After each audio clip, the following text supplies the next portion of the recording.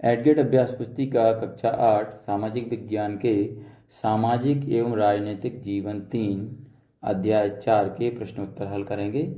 अध्याय का नाम है न्यायपालिका। चलिए बच्चों, इसके पहले प्रश्न पर आते हैं।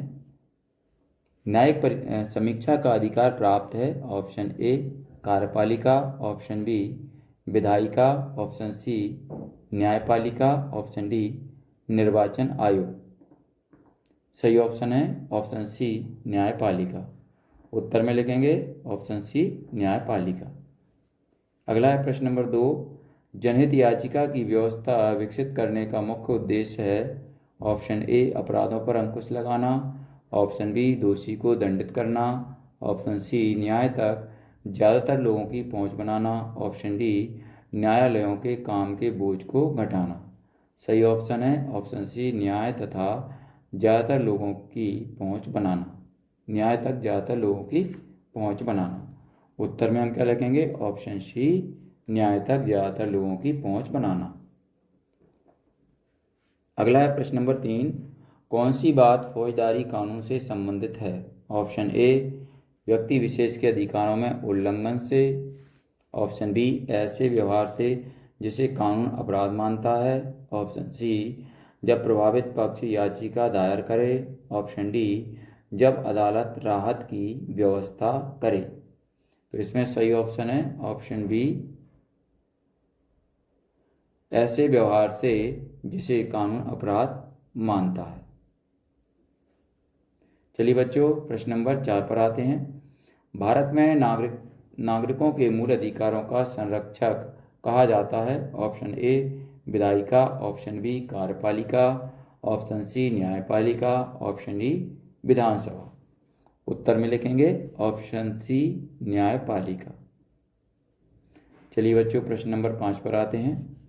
FIR संबंधित है। Option A gram panchayat, option B जनपद पंचायत, ऑप्शन सी जिला पंचायत, ऑप्शन डी पुलिस थाना। इसमें सही ऑप्शन है ऑप्शन डी पुलिस थाना।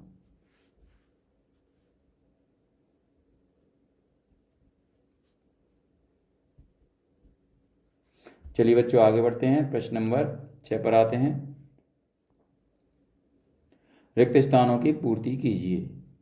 ए नंबर पर है उच्चतम न्यायालय में न्यायाधीशों की संख्या 34, खाली स्थान में लिखेंगे है। बी नंबर पर है केंद्र व राज्यों के मध्य होने वाले विवादों को, खाली स्थान में लिखेंगे सर्वोच्च न्यायालय हल करती है। इसके बाद है सी नंबर पर सर्वोच्च न्यायालय के मुखिया को, खाली स्थान में लिखेंगे देश के मुख्य न्यायाधीश कहा जाता है। अगला है डी मध्य प्रदेश के उच्च न्यायालय का मुख्यालय, खाली स्थान में लिखेंगे जबलपुर में स्थित है। ई नंबर पर आते हैं, खाली स्थान में लिखेंगे सर्वोच्च न्यायालय के फैसले देश की सभी अदालतों पर लागू होते हैं। प्रश्न नंबर 7 है न्यायपालिका किन विवादों का निपटारा करती है? उत्तर में लिखेंगे न्यायिक व्यवस्था नागरिक व सरकार, दो राज्य सरकारों और केंद्र व राज्य सरकारों के बीच पैदा होने वाले विवादों को हल करने की क्रियाविधि मुहैया कराती है। प्रश्न नंबर 8 पर आते हैं। न्यायिक समीक्षा को समझाइए। उत्तर में लिखेंगे न्यायिक समीक्षा संविधान की व्यवस्था का अधिकार मुख्य रूप से न्यायपालिका के पास ही होता है। इस नाते यदि न्यायपालिका को ऐसा लगता है कि संसद द्वारा पारित किया गया कोई कानून संविधान के आधारभूत ढांचे का उल्लंघन करता है तो वह उस कानून को रद्द कर सकती है। इसे न्यायिक समीक्षा कहा जाता है। प्रश्न नंबर 9 पर आते हैं। भारत के सर्वोच्च न्यायालय की स्थापना कब की गई? उत्तर में लिखेंगे भारत के सर्वोच्च न्यायालय की स्थापना 26 जनवरी 1950 को की गई थी। अगला है प्रश्न नंबर 10। स्वतंत्र न्यायपालिका किसे कहते हैं? उत्तर में लिखेंगे हमारे संविधान में न्यायपालिका को पूरी तरह स्वतंत्र रखा गया है। इस स्वतंत्रता का एक पहलू है शक्तियों का बंटवारा। इसका मतलब यह है कि विधायिका और कार्यपालिका जैसी सरकार की अन्य शाखाएं न्यायपालिका के काम में दखल नहीं दे सकती। अदालतें सरकार के अधीन नहीं हैं, ना ही वे सरकार की ओर से काम करती हैं।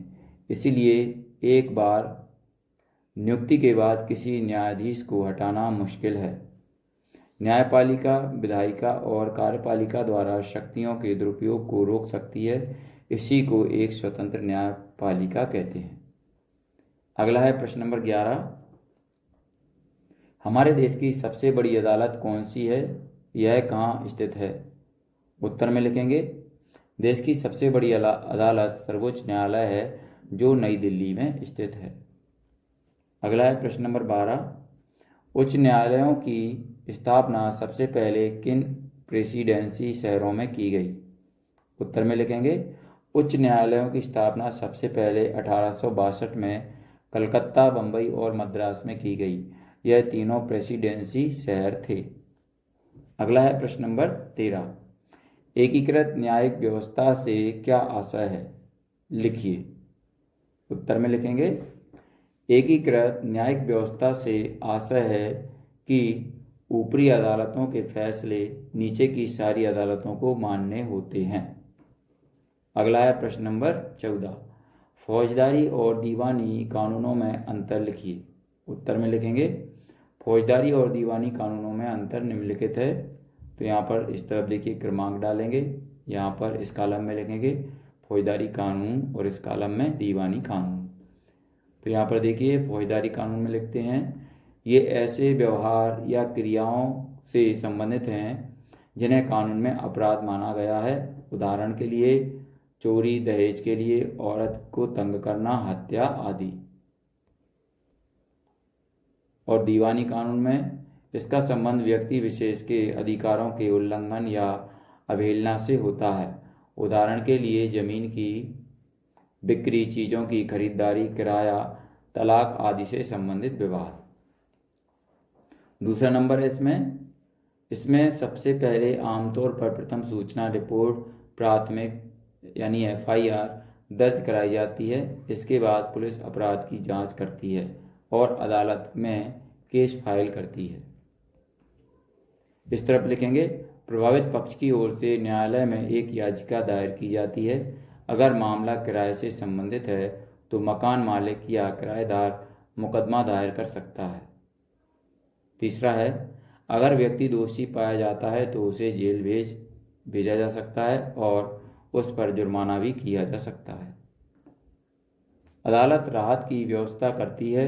उदाहरण के लिए अगर मकान मालिक और किराएदार के बीच विवाद है तो अदालत यह आदेश दे सकती है कि किराएदार मकान को खाली करे और बकाया राशि चुकाए। अगला है प्रश्न नंबर 15। निम्नलिखित को वर्गीकृत कर नीचे दी गई तालिका में लिखिए। तो यहाँ पर कुछ शब्द दिए हुए हैं जैसे मारपीट, जमीन, क्रय विक्रय मामले, किरायादारी मामले, घरेलू हिंसा, जमीन बंटवारा, हत्या, चोरी, संपत्ति मामले। तो उत्तर में हम लिखेंगे दीवानी मामलों में क्या क्या आ जाएगा? जमीन, क्रय विक्रय मामले, किरायादारी मामले, बंटवारा, संपत्ति मामले आदि। और फौजदारी मामले में आएगा मारपीट, घरेलू हिंसा, हत्या। चलिए बच्चों अब प्रश्न नंबर 16 पर आते हैं। जनहित याचिका दायर करने का अधिकार किसे है? इसे कहाँ कहाँ दायर किया जा सकता है? उत्तर में लिखेंगे न्यायालय ने किसी भी व्यक्ति या संस्था को ऐसे लोगों की ओर से जनहित याचिका दायर करने का अधिकार दिया है जिनके अधिकारों का उल्लंघन हो रहा है। यह याचिका उच्च न्यायालय या सर्वोच्च न्यायालय में दायर की जा सकती है। चलिए बच्चों अगला प्रश्न है प्रश्न नंबर 17। क्या एक से अधिक राज्यों के लिए एक ही उच्च न्यायालय हो सकता है? यदि हाँ तो कोई एक उदाहरण बताइए। उत्तर में लिखेंगे भारत में 25 उच्च न्यायालय हैं। बहुत सारे राज्यों के अपने उच्च न्यायालय हैं, जबकि पंजाब और हरियाणा का एक साझा उच्च न्यायालय चंडीगढ़ में है। 4 पूर्वोत्तर राज्यों असम, नागालैंड, मिजोरम और अरुणाचल प्रदेश के लिए भी एक ही उच्च न्यायालय गुवाहाटी में रखा गया है। इससे यह स्पष्ट होता है कि एक से अधिक राज्यों के लिए एक ही उच्च न्यायालय हो सकता है। चलिए बच्चों यहाँ पर हमारा अध्याय 4 समाप्त होता है। अगर आपको हमारा ये वीडियो अच्छा लगता है तो इसको लाइक करें, अपने दोस्तों के साथ शेयर भी करें। इसी तरीके के और भी वीडियो पाने के लिए हमारे इस चैनल को सब्सक्राइब करना ना भूलें। धन्यवाद।